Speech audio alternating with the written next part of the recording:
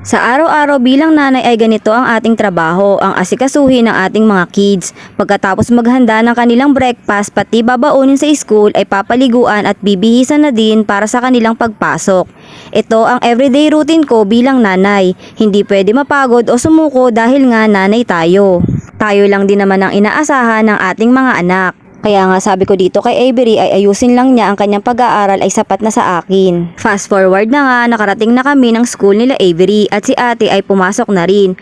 Ako na ang nagbubukas ng room nila dahil nga maaga kami lagi nakakapasok ng school kaya ang susi ay binigay na sa akin ni teacher. After ko nga maihatid si Avery ay dumaan na muna ako ng palengke para bumili ng aming uulamin sa pananghalian. Ito namang aso ko lagi na excited kapag nakikita ko. Char. Pagka uwi ko nga ng bahay ay nagpahinga muna ako. Syempre magkakape na rin ako mga mare. Kape is life talaga tayo mga mare. O sinong relate dyan? Habang nagkakape nga ako ay nagpo-post na rin ako ng mga gawa kong bento baon ni Avery. After ko nga magkape at magpahinga na din ay magsisimula na ako sa aking gagawin. Ano pa nga ba? Syempre ang pagluluto. Ito lang din naman kasi ang trabaho ko dito sa bahay. Ayan nga't nagayat lang ako ng maraming bawang. Magluluto lang ako ng chicken barbecue sa kawali mga mare. Sa isang bowl nga ay pinagsama-sama ko lang ang lahat ng mga sangkap.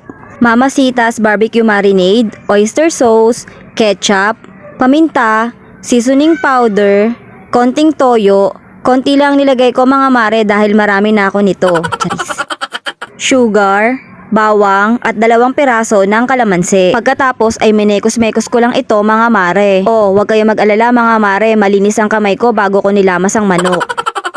At minarinate ko muna ito mga mare ng 30 minuto bago ko ito prituhin. Fast forward, magpiprito na nga ako. Ayan, ako na muna ang una nagprito. Kaso hindi ko kinaya mga mare ang talsik na mga mantika kaya yung kapatid ko na ang pinagawa ko nito. Syempre, makikimarites muna ako kung tama ba ang pagprito ng kapatid ko. Charis. Mabuti na nga lamang at nagising na itong kapatid ko at may nautusan akong magprito. Nung naiprito na nga ng kapatid ko lahat ng manok ay ako naman ulit ang magluluto. Dito nga sa pinagprituhan ng manok mga mare ay nagisa ako ng bawang. Sunod, nilagay ko na rin itong mga manok na naprito ng kapatid ko. Hinalo-halo ko lang ng kaunti, nilagay ko na rin yung pinagmarinita ng manok. Nakakadala yung tugtugan ng kapitbahay, napapasayaw tuloy ako. Basta magpatugtog lang sila, wag na silang kakanta. Charis. Ito naman kapatid ko, enjoy na videohan ako habang nasayaw. Sabay sabing post, oh pak, san ka dyan?